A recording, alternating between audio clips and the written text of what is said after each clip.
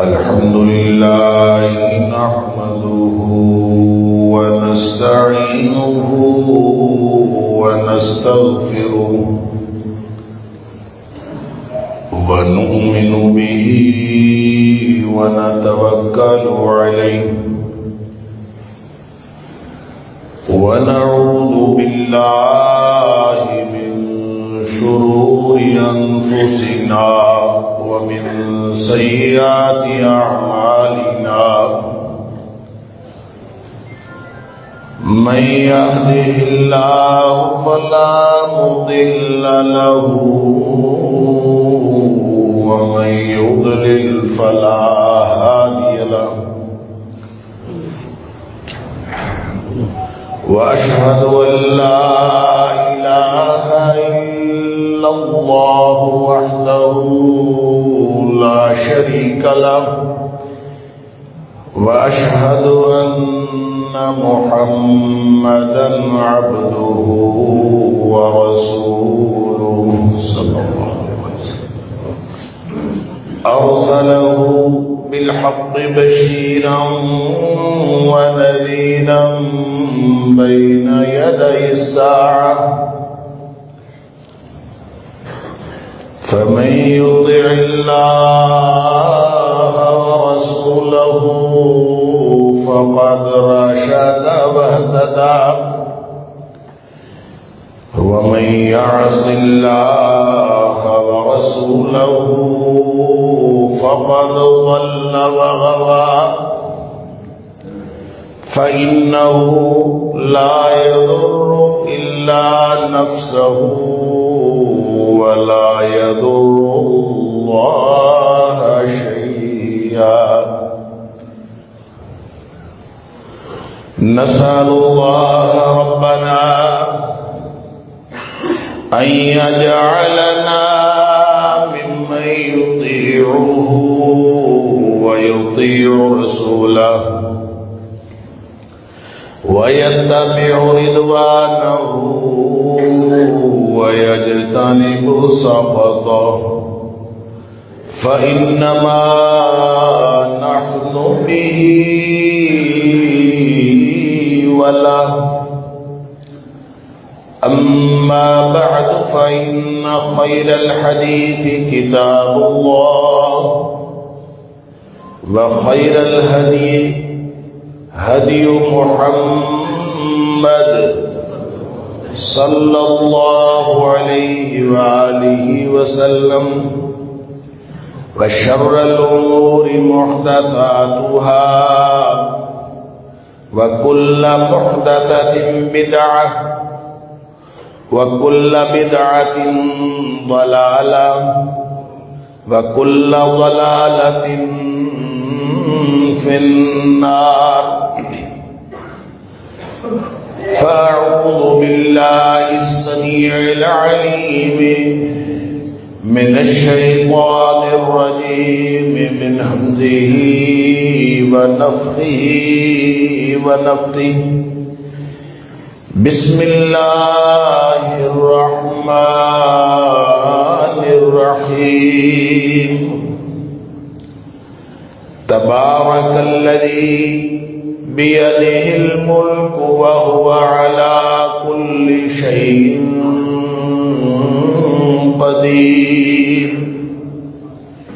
الذي خلق الموت والحياة ليبلوكم أيكم أحسن عملا وهو العزيز الغفور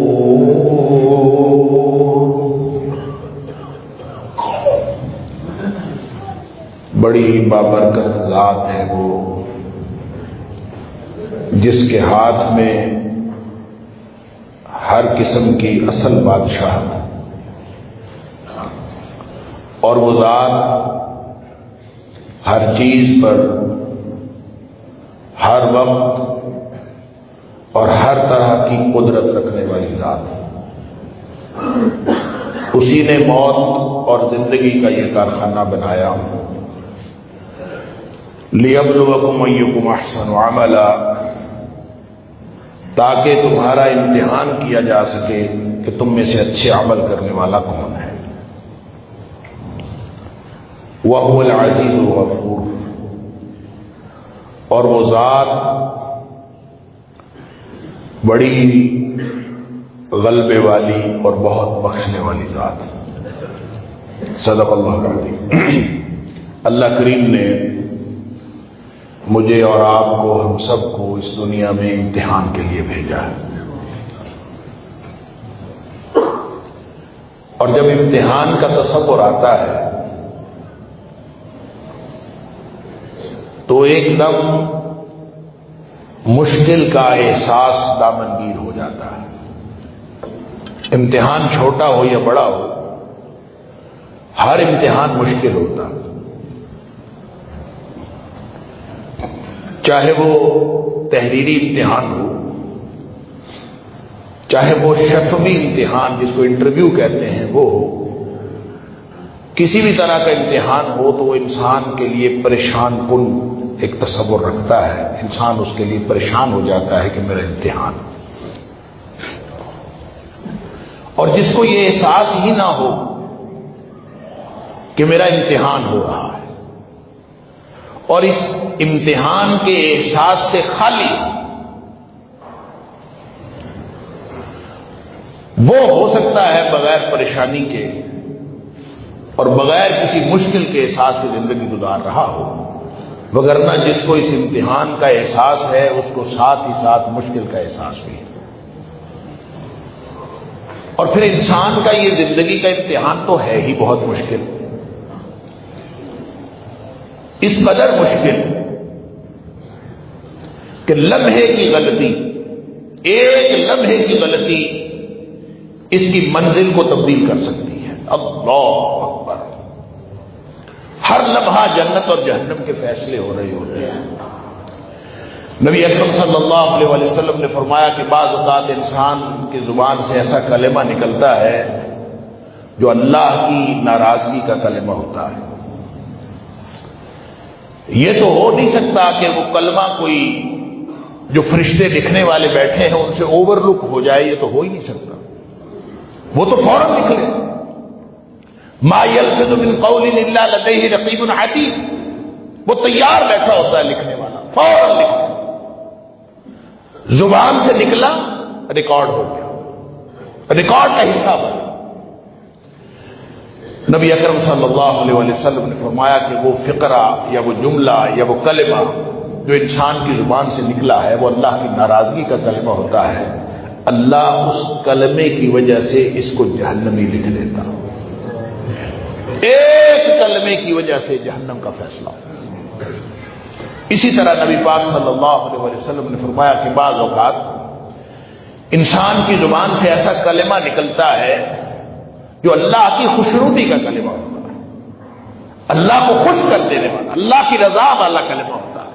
اللہ، بس یوں ہی پھر انسان وہ اسی طرح وہ لکھ کے انسان کی زبان سے سرزد ہوتا ہے، فرشتے لکھ کے اللہ کے دربار میں پیش کرتے ہیں، اللہ تعالیٰ اس کلمے کی وجہ سے اس کو جنتی لکھ دیتا۔ گویا ہر لمحہ جنت اور جہنم کے فیصلے ہو رہے ہیں، اور ہر لمحہ یہ امتحان جاری، ہر وقت امتحان جاری۔ کوئی ایک لمحہ زندگی ایسا نہیں ہے جس میں یہ امتحان نہ ہو رہا ہو اور ہم یہ کہہ سکیں کہ اس کا تعلق ہمارے امتحان کے ساتھ نہیں ہے، ایسا زندگی کا کوئی لمحہ نہیں ہے۔ ہاں، 3 صورتیں ایسی ہیں جس کے بارے میں نبی پاک صلی اللہ علیہ وسلم نے فرمایا کہ رفع الاقلام عن 3، 3 قسم کے لوگ ہیں جن سے قلم اٹھا لیا جاتا ہے، لکھنے والا نہیں لکھتا، فرشتوں کو حکم دے دیا جاتا ہے کہ ان کے بارے میں کچھ نہیں لکھنا۔ وہ 3 کون ہیں؟ وہ ایک تو بچہ ہے الصبی والنائم والمجنون، چھوٹا بچہ جو ابھی بے سمجھ ہے، اس کے اعمال نہیں لکھے جاتے، اس کا امتحان نہیں ہو رہا ہوتا جب تک وہ سمجھدار نہ ہو جائے۔ اور اسی طرح جو سویا ہوا ہے اس کا بھی امتحان نہیں ہو رہا ہوتا، اس لیے کہ اس کو بھی نہیں پتا ہوتا کہ میں کہاں ہوں کہاں نہیں ہوں اور کیا کہہ رہا ہوں۔ اور سویا سویا آدمی کچھ بھی کرے، کوئی بھی ایسی حرکت اس سے سرزد ہو جائے جو سوئے ہوئے کو ہے تو اس کا امتحان نہیں ہو رہا ہوتا۔ اور تیسرا ہے مجنون، جس کا دماغ چل گیا ہے، اور جس کا حواس اور سان خطا ہو گئے، اس کو پتہ ہی نہیں ہے کہ کیا ہو رہا ہے کیا نہیں ہو رہا، اس کے اوپر سے بھی قلم اٹھا لیں۔ یہ تین حالتیں ایسی ہیں کہ امتحان نہیں ہو رہا ہوتا، باقی ہر شخص کا امتحان ہو رہا ہوتا۔ لہذا آپ کہیں بیٹھے ہو، آپ بے حس و حرکت بیٹھے ہوئے ہو، آپ بالکل خاموش بیٹھے ہوئے ہو، آپ سے کوئی عمل سرزد نہ ہو رہا ہو، تو اس وقت بھی آپ حالت امتحان سے باہر نہیں ہوتے۔ اس لیے کہ وہ بیٹھنا، وہ خاموش رہنا بھی کسی وجہ سے ہوتا ہے۔ تو جس وجہ سے انسان خاموش ہے، جس وجہ سے انسان بیٹھا ہوا ہے، جس وجہ سے انسان بے حس و حرکت ہے، اس کا وہ بیٹھنا اسی کھاتے میں شمار ہوتا ہے۔ لہذا وہ جس مقصد کے لیے بیٹھا ہے اسی کھاتے میں اس کو شمار ہوگا۔ وَإِنَّمَا لِكُلِّ امْرِئٍ مَّا نَوَىٰ، جس نیت سے جو کچھ کر رہا ہے وہ اسی کے بارے میں وہی لکھا جائے گا، وہی اس کو ملے گا جس کی اس نے نیت کی ہے۔ انما الاعمال بالنیات، اعمال کا دار و مدار نیتوں کے اوپر ہے۔ لہذا جس نے جس مقصد کے لیے جو کام کیا ہے، زندگی جس مقصد کے لیے گزار رہا ہے، اگر زندگی اس مقصد کے لیے گزر رہی ہے کہ میرا اللہ راضی ہو جائے، اس سے بڑا مقصد کوئی نہیں۔ ہر لمحہ وہ کام کرنے سے پہلے یہ سوچتا ہے کہ اس میں میرا اللہ راضی ہے یا ناراض، بس یہی سوچتا، اور کوئی ترجیح نہیں ہوتی۔ کام کرنے سے پہلے یہ سوچتا ہے کہ اس میں میرا اللہ راضی ہوگا یا ناراض ہوگا۔ جہاں ذرا بھر اللہ کی ناراضگی کا خطرہ ہوتا ہے کہ اس کام کو چھوڑ دے، اور جہاں ذرا بھر اللہ کی خوشنودی اور رضامندی کا امکان ہوتا ہے یہ فوراً کرتا ہے۔ جس نے یہ طرز زندگی اپنا لیا وہ کامیاب ہے، اور ایسا طرز زندگی اپنانے والے کو متقی کہتے ہیں۔ وہ تقوی والی زندگی ہوتی، اور پورا جو نظام عبادات ہے وہ سارا کا سارا اس لیے ہے لعلکم تتقون، یا ایھا الناس اعبدوا ربکم الذی خلقکم والذین من قبلکم لعلکم تتقون۔ یہ جو خیالات کی کمی، یہ جو دل و دماغ کے اندر احساسات کی کمزوری، یا جتنا بھی انسان کا باطن ہے، اس کو سیدھا کرنے کے لیے اللہ نے یہ سارے اعمال بتائے ہیں۔ نماز پڑھو، روزہ رکھو، خدمت خلق کرو، اللہ کے مخلوق کی خدمت کرو اور اللہ کی بندگی کرو، یہ پورے کے پورے فرائض ادا کرو، واجبات ادا کرو، اور جو جتنے گناہ کے کام ہیں ان سے بچتے رہو۔ یہ کرتے رہو گے تو تمہارے قلب و دماغ کے جو احساسات ہیں وہ آہستہ آہستہ مضبوط سے مضبوط تر ہوتے چلے جائیں گے۔ اللہ تعالیٰ تمہیں متقی بنا دے گا، تمہارا یہ تقوی کا احساس بہت زیادہ مضبوط ہو جائے گا۔ لہذا پورے کا پورا جو امتحان کا نظام ہے، لِيَبْلُوَكُمْ أَيُّكُمْ أَحْسَنُ عَمَلًا، تاکہ وہ تمہارا امتحان کرے کہ تم میں سے اچھے عمل کرنے والا کون۔ اور یہ ذہن میں رکھیے، یہ حسن عمل کا امتحان ہے، یہ کثرت عمل کا امتحان نہیں۔ جس نے زیادہ عمل کیا ہے یہ امتحان نہیں۔ لِيَبْلُوَكُمْ أَيُّكُمْ أَكْثَرُ عَمَلًا نہیں ہے، لِيَبْلُوَكُمْ أَيُّكُمْ أَحْسَنُ عَمَلًا، تم میں سے بہترین اور اچھے عمل کرنے والا کون ہے۔ اور اچھا عمل کون سا ہوتا ہے؟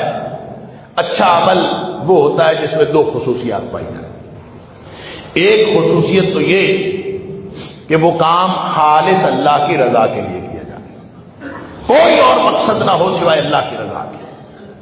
اور دوسرا اس کے اندر خصوصیت یہ پائی جائے کہ وہ نبی اکرم صلی اللہ علیہ وسلم کے بتائے ہوئے طریقے کے مطابق کیا جائے۔ یہ دو خصوصیات کسی عمل کے اندر ہوگی تو وہ عمل اچھا عمل ہوگا، اور اللہ نے اسی بات کا امتحان کرنا ہے کہ کون کون تم میں سے اچھے عمل کرنا ہے۔ ہاں، گنتی کا معاملہ ہے۔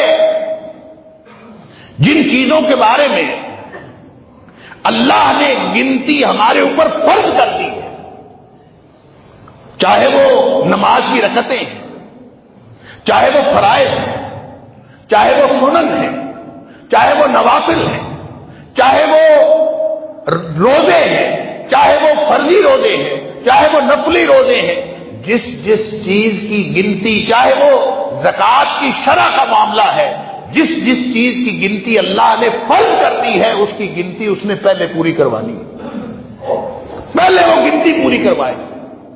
گنتی پوری ہوتی ہے کہ نہیں ہوتی؟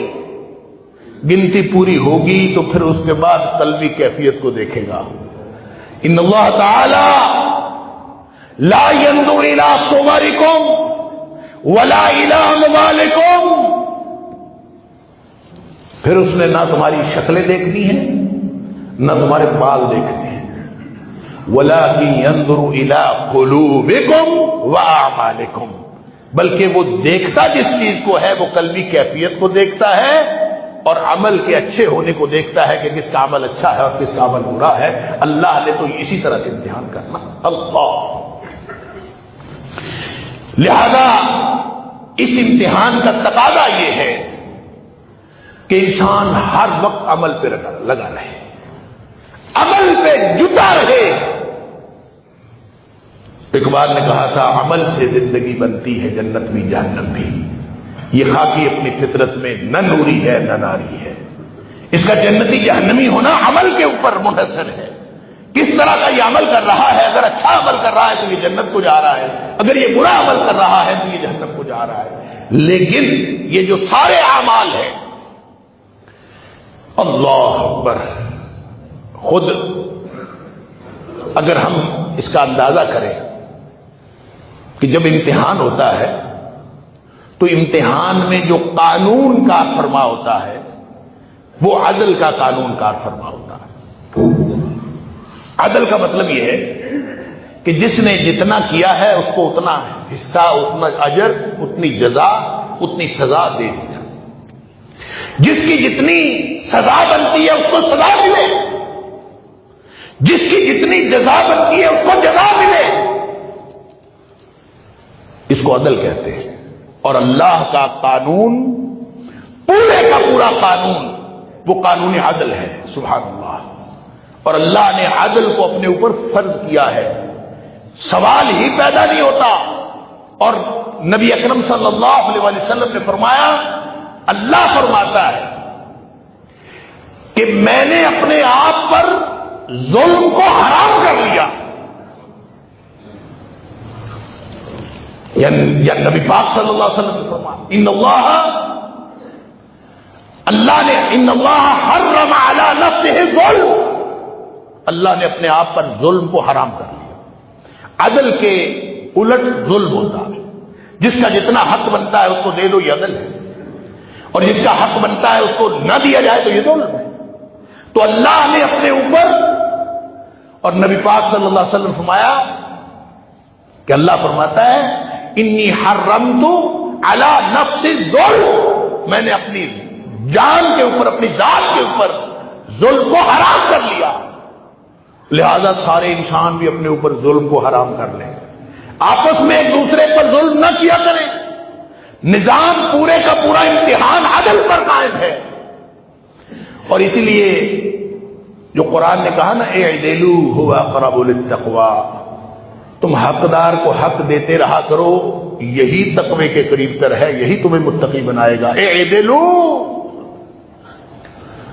اور وہ بات جب بھی میں یہ کلمہ پڑھتا ہوں، اعدلوا کا کلمہ، اعدلوا کا لفظ، تو مجھے یہ بات یاد آ جاتی ہے کہ امام شافعی علیہ الرحمہ نے تو یہ کہا تھا نا کہ اگر قرآن کی ساری صورتیں نہ نازل ہوتی، بس ایک صورت نازل ہو جاتی، اور انسان اسی ایک صورت کو پڑھ کر، اس کو سمجھ کر اس کو عمل کر لیتے ہیں، تو انسانوں کی کامیابی کے لیے وہ ایک صورت کافی ہے۔ یہ کس صورت کے بارے میں کہا تھا؟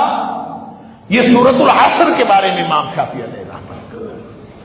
امام غزالی نے اس سے بڑی بات کر، امام غزالی کہتے ہیں قرآن سارا نہ بھی نازل ہوتا، قرآن کے یہ ساری 114 صورتیں نہ بھی نازل ہوتی، صرف ایک کلمہ نازل ہو جاتا، لوگ اس کلمے کو سمجھ کر اس پر عمل کر لیتے، تو اسی سے، اور پھر اس کو سمجھتے، اس پر عمل کر لیتے، انسانوں کی دنیا اور آخرت کی کامیابی کے لیے ایک کلمہ ہی کافی تھا۔ اور وہ کلمہ کون سا ہے؟ اعدلو،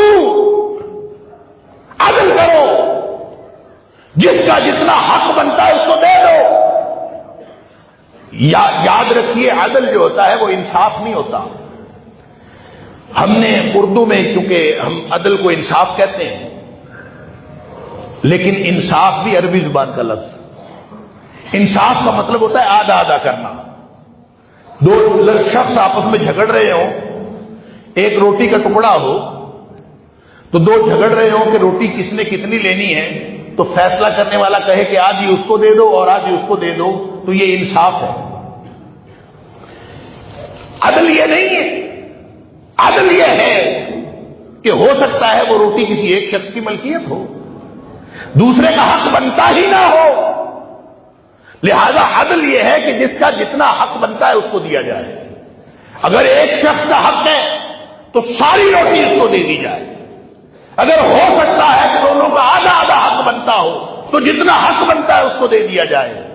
اللہ اکبر۔ قرآن حکیم میں ایک اور لفظ بھی استعمال ہوتا ہے، قسط، القسط۔ تو عدل اور قسط دونوں کا معنی ہم انصاف کرتے ہیں۔ حالانکہ عدل کا مطلب ہوتا ہے حقدار کو حق دینا، اور قسط ویسے تو عدل کے مترادف ہے، لیکن قسط اصل میں اس حصے کو کہتے ہیں جو عدل کے نتیجے میں کسی کا حصہ بنتا ہے، اس کو قسط کہتے ہیں۔ جو عدل کے نتیجے میں حصہ بنتا ہے وہ قسط ہے۔ تو جس کا جتنا حصہ قسط بنتا ہے اس کو دے دینا عدل ہے، لہذا عدل اور قسط یہ مترادف ہیں۔ انصاف کبھی بھی عدل کے برابر نہیں ہو سکتا۔ ہاں کیونکہ اردو زبان کے اندر ہمارے پاس کوئی اور لفظ نہیں ہے تو ہم عدل کے مترادف انصاف کو قرار دے دیتے ہیں۔ ہم کہتے ہیں عدالت انصاف، عدل و انصاف، ہم اکٹھا استعمال کر لیتے۔ سمجھ لیجئے اللہ کا قانون عدل ہے جس کے تحت امتحان ہو رہا ہے، اور اللہ یہی چاہتا ہے کہ سارے انسان جو ہیں وہ حقدار کو حق دینا شروع کر دیں۔ اور یہ جو حقدار کو حق دینا ہے نا عدل، یہ کسی انسان کو نہیں ہے صرف، یہ ہر چیز کا ایک حق ہوتا ہے۔ جس کا جو حق بنتا ہے، یہ مائک ادھر لگا ہے نا، یہ اس کا حق بنتا ہے۔ میں نے جو آواز نکالنی ہے، جس آواز کی ضرورت ہے، اس کے لیے مائک کا یہاں لگا ہونا ضروری ہے۔ اس لیے اگر یہ یہاں لگا ہوگا تو اس کو آپ عدل کہیں، اور اگر اس مائک کی جگہ پہ آپ کوئی اور چیز لگا دیں جس کی یہ جگہ نہیں بنتی، عربی میں اس کا مفہوم ہے وضع شیء فی موضعہ، کسی چیز کو رکھنا جو اس کی جگہ بنتی ہے، اس کی حسب حال مقام پر رکھنا، یہ عدل۔ لہذا ہر چیز کے اندر عدل ہے۔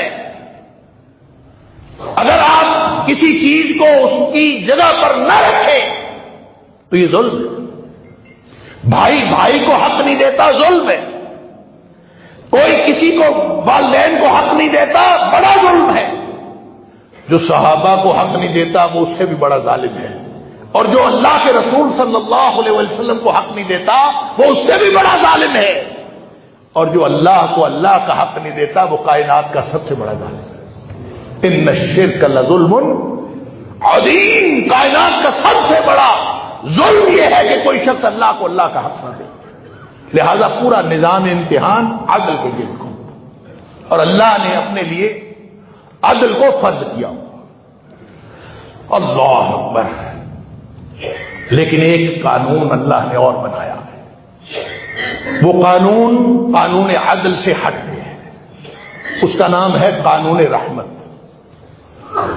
ایک اللہ کا قانون رحمت ہے، سبحان اللہ۔ عدل کا مطلب تو حقدار کو حق دینا ہے، لیکن قانون رحمت کا مطلب یہ ہے کہ اللہ تعالیٰ اپنی لپیٹ میں لے لیتا ہے۔ رحمت کا مطلب ہے اللہ اس کو ڈھانپ لیتا ہے۔ ایک اللہ نے لوگوں کے گناہ اور لوگوں کے اعمال، ان کی اعمال کی غلطیاں، ان کی خرابیاں، اس کو ڈھانپ لینے کا قانون بنا ہے، اس کا نام ہے قانون رحمت۔ قانون عدل کے تحت تو جس کا جتنا حق بنتا ہے وہی ملے گا۔ جس کو جنت کا استحقاق ہے اس کو جنت ملے، جس کو جہنم کا استحقاق ہے اس کو جہنم ملے، یہ قانون عدل ہے۔ لیکن قانون رحمت یہ ہے جو اللہ نے ایسا قانون بنایا کہ ایک آدمی جو اپنے اعمال کے نتیجے میں جنتی نہیں ہو سکتا، اپنے اعمال کے نتیجے میں پکڑا گیا ہے، اس کے اوپر جب قانون رحمت کا اطلاق ہوتا ہے تو وہ سارے عذاب ختم ہو کے اللہ تعالیٰ اس کو انعامات کا مستحق بنا دیتا۔ گویا قانون رحمت جو ہے وہ قانون عدل کو سپرسیڈ کرتا ہے۔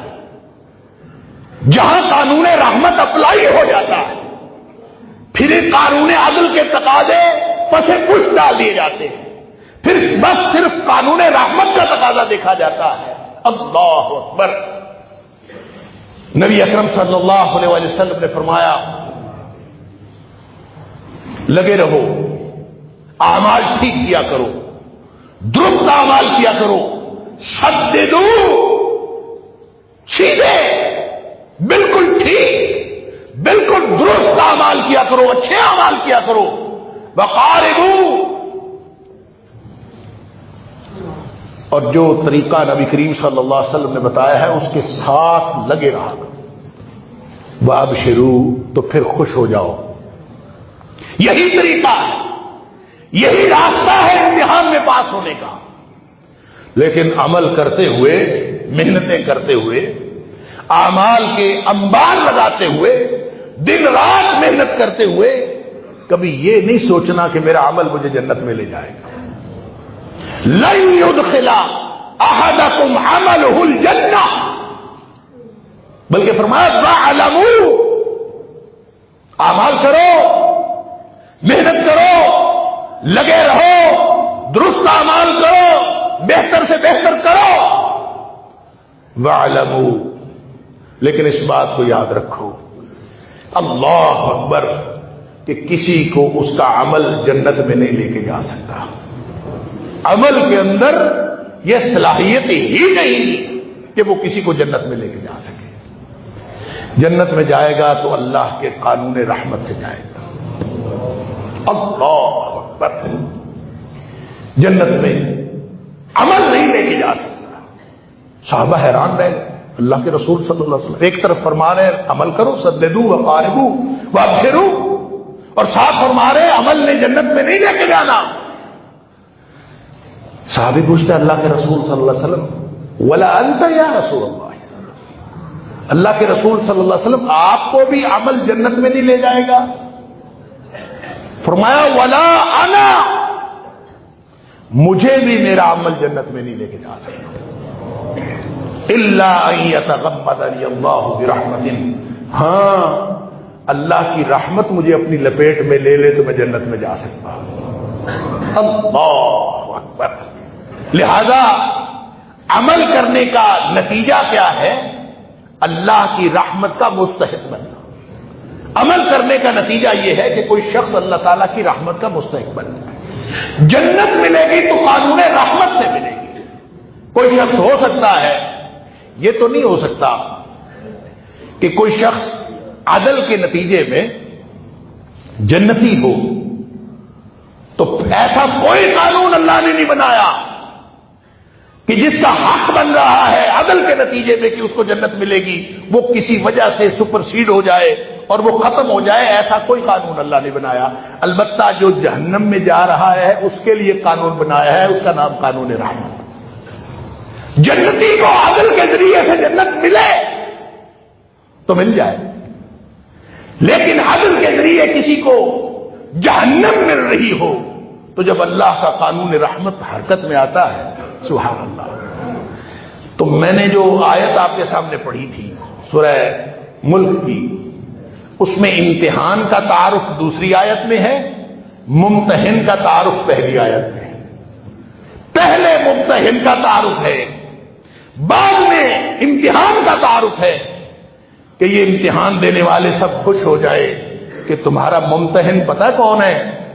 تبارک الذی بیدہ الملک، تمہارا ممتحن وہ ہے جو سراسر برکت والی ذات ہے۔ اور برکت کیا ہوتی ہے؟ برکت وہ ہوتی ہے جس کے اندر سراسر خیر اور رحمت ہو اور وہ ہر وقت بڑھتی چلی جائے. دو باتیں برکت کے اندر موجود ہوتی ہیں، سراسر خیر اور سراسر رحمت، اور وہ رحمت ہر وقت بڑھتی چلی جائے تو اس کو برکت کہتے ہیں. اسی لیے ہم ایک دوسرے کو جو مبارک دیتے ہیں اللہ مبارک کرے، تو اس کا مطلب ہوتا ہے اللہ اس کام کے اندر سراسر خیر اور رحمت کرے اور وہ رحمت ہمیشہ بڑھتی چلی جائے. یہ دعا دے رہے ہوتے ہیں جب ہم مبارک دے رہے ہوتے ہیں.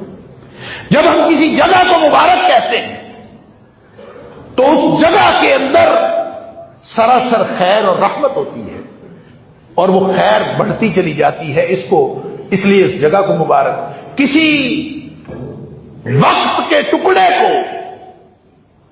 جیسے ایک مہینہ آ رہا ہے جس کا نام رمضان المبارک، برکتوں والا مہینہ. کیا مطلب؟ اس کے اندر بھی سراسر خیر اور رحمت ہے اور وہ ہر وقت بڑھتی چلی جاتی ہے. اللہ، لہذا اللہ فرماتا ہے تبارک الذی، تمہارا ممتحن وہ ہے کہ جو سراسر خیر اور سراسر رحمت ہے اور ہر وقت اس کی رحمتیں بڑھتی چلی جاتی ہیں، اس کی کوئی حد نہیں ہے. فرمایا بیدہ الملک، اور اس کے ہاتھ میں ساری بادشاہت اس کے ہاتھ میں، با اختیار ہے اور رحمتیں کرنے والا ہے، ہر چیز پر ہر طرح کی قدرت رکھنے والا ہے. اس ممتحن نے پتہ کیا کیا؟ امتحان دینے والے بعد میں بنے، امتحان دینے والوں کو مشکل کا احساس بعد میں ہوا. ان کی جو مشکلات ہیں، اللہ اکبر، ان کی مشکلات صرف اتنی نہیں ہے کہ امتحان سخت ہے، ان کی مشکلات اور بھی. ان کی مشکلات یہ بھی ہے کہ ارد گرد جس دنیا میں بھیجا ہے، جو ارد گرد کی دنیا ہے، وہ اتنی خوبصورت ہے، اتنی اٹریکٹیو ہے، اتنی پرکشش کہ انسان جب دنیا کی طرف دیکھتا ہے تو اس کی آنکھیں چندھیا جاتی ہیں. اللہ فرماتا ہے یہ دنیا کو خوبصورت بھی ہم نے بنایا ہے. انا جعلنا ما علی الارض زینۃ لہا، یہ جو کچھ زمین میں ہے اس کو خوبصورت ہم نے بنایا ہے. اللہ اکبر. اور ہم نے بنایا ہے کس لیے؟ اس لیے خوبصورت بنایا ہے لنبلوہم ایہم احسن عملا، تاکہ ہم امتحان کریں کہ ان میں سے کون کون اچھے عمل کرنے والا ہے. اب پتہ چلے گا کہ کون دنیا کی طرف جاتا ہے اور کون جنت کی طرف جاتا ہے. خوبصورت نہ ہو، اٹریکشن کوئی نہ ہو تو امتحان کیسا؟ امتحان تو ہوتا ہی اس وقت ہے، اور یہ امتحان اور زیادہ مشکل. اللہ اکبر. وہ اس کی مشکل کو آپ سمجھ لیجئے، باقی انشاءاللہ مضمون اگلے جمعے بشرط زندگی اور بشرط توفیق الہی مکمل کریں گے انشاءاللہ. مشکل یہ ہے کہ پہلے ہی امتحان مشکل تھا، پھر ارد گرد رنگین دنیا بنا کے اور مشکل کر دیا، اور پھر دو دشمن اس کے بٹھا دیے. ایک اندر دشمن بٹھا دیا، وَإِنَّ النَّفْسَ لَأَمَّارَةٌ بِالسُّوءِ، یہ جو نفس ہے نا انسان کا، یہ ہمیشہ برائی کی طرف لے کے جاتا ہے. یہ دشمن ہے انسان. اس کو جب آپ اس کی لگامیں ڈھیلی چھوڑیں، یہ کبھی نیکی کی طرف نہیں جاتا. اس کے اندر ٹینڈنسیز تو دونوں رکھی، نفس وما سواہا فالہمہا فجورہا وتقواہا. اس کے اندر نیکی کرنے کا جذبہ بھی ہے، برائی کرنے کا جذبہ بھی ہے، لیکن یہ ایسا بدبخت ہے، یہ ایسا اپنی نیچر کے اعتبار سے ایسا ہے، اس کی فطرت ایسی ہے، جب اس کو آپ ڈھیلا چھوڑیں گے تو یہ ہمیشہ برائی کی طرف لے کے جائے. لہذا اگر اس کو نیکی پہ لگانا ہو نا، وَنَهَى النَّفْسَ عَنِ الْهَوَىٰ، تو اس کو خواہش سے روکنا پڑتا ہے، اس کو لگام دینی پڑتی ہے. ایسا کوئی دشمن اندر ہی بیٹھا، انسان کا دشمن انسان کے اندر، اور پھر دوسرا دشمن وہ جو باہر پھرتا ہے، ابلیس اور اس کے لشکر. ان کو بھی اللہ نے بڑی طاقت دے دی ہے، اور اس نے اللہ کو ابتدائی آفرینش چیلنج کر دیا تھا، یا اللہ میں نے تیرے بندوں کو جنت کی طرف جانے کو ہی نہیں دینا. قرآن کہتا ہے کہ اس نے کہا تھا لَأَقْعُدَنَّ لَهُمْ صِرَاطَكَ الْمُسْتَقِيمَ، میں سیدھے رستے کے درمیان میں بیٹھ جاؤں گا، میں ان کو جانے نہیں دوں گا۔ اللہ ثم لآتینہم من بین ایدیہم ومن خلفہم وعن ایمانہم وعن شمائلہم، کبھی میں ان کے آگے سے آؤں گا، کبھی میں ان کے پیچھے سے آؤں گا، کبھی دائیں سے آؤں گا، کبھی بائیں سے آؤں گا، میں ان کو سیدھے رستے پر جانے نہیں دوں گا۔ تگڑا اتنا ہے کہ نظر نہیں آتا، اور گھس وہاں بھی جاتا ہے جہاں ہوا جاتی ہے۔ نبی اکرم صلی اللہ علیہ وسلم نے فرمایا ان الشیطان یجری من الانسان مجری الدم، جیسے خون انسان کے اندر گردش کرتا ہے نا، اس طرح سے شیطان گردش کرتا ہے۔ اندر گھس گیا ہے، باہر والا بھی آ کے، ایک دشمن اندر پہلے ہی ہے، وہ بھی برائی کی طرف لے کے جاتا ہے، یہ باہر والا بھی برائی کی طرف لے کے جاتا ہے۔ امتحان پہلے ہی مشکل تھا، یہ انسان جائے کدھر؟ اللہ اکبر، یہ ہے انسان کی مشکل۔ لیکن یاد رکھیے، ممتحن کا تعارف پہلے ہے، امتحان کا تعارف بعد میں ہے۔ اور ممتحن نے کیا کیا؟ نبی اکرم صلی اللہ علیہ وسلم نے فرمایا ابھی امتحان دینے والے پیدا ہی نہیں ہوئے تھے، قانون عدل کے مطابق ان کی مشکل ابھی طے ہی نہیں ہوئی تھی۔ وہ ممتحن اتنا رحیم ہے، اتنا رحمان ہے، اتنا غفور ہے، اتنی بخشنے والی ذات ہے کہ اس نے کیا کیا؟ ان اللہ تعالی کتب کتابا قبل ان یخلق الخلق، ابھی مخلوقات پیدا ہی نہیں ہوئی تھیں، اس نے پہلے ہی ایک بورڈ لکھوا لیا، ایک تحریر لکھوائی۔ اس تحریر کے اوپر لکھا ان رحمتی سبقت غضبی، میری رحمت میرے غصے کے اوپر حاوی ہے۔ یہ لکھوایا، اور لکھوا کے نبی اکرم صلی اللہ علیہ وسلم فرماتے ہیں فَهُوَ مَكْتُوبٌ عِندَ اللَّهِ فَوْقَ الْعَرْشِ، آج بھی وہ بورڈ اللہ کے عرش پر لگا ہوا ہے، بورڈ لگا ہوا ہے فَهُوَ مَكْتُوبٌ عِندَ اللَّهِ فَوْقَ الْعَرْشِ، عرش کے اوپر یہ تختی لکھ کے لگائی ہوئی ہے اللہ نے، کیا؟ ان رحمتی سبقت غضبی، قانون عدل کے مطابق پریشان ہونے والوں، اپنی اپنی امتحان کی مشکل کا احساس رکھنے والوں، پہلے ممتحن کی طرف نگاہ کر لو کہ تمہارا ممتحن جو ہے اس نے تو تمہارے پیدا ہونے سے پہلے ہی تمہاری مغفرت کا سامان کر لیا تھا۔ ان رحمتی سبقت غضبی، میری رحمت میرے غصے پر حاوی۔ اللہ اکبر۔ اور یہ رحمت کیا ہے، کیا کرتی ہے، کیا نہیں کرتی، تفصیلات لمبی ہیں، میں صرف ایک حدیث عرض کر کے اپنی بات مکمل کرتا ہوں کہ نبی اکرم صلی اللہ علیہ وسلم نے فرمایا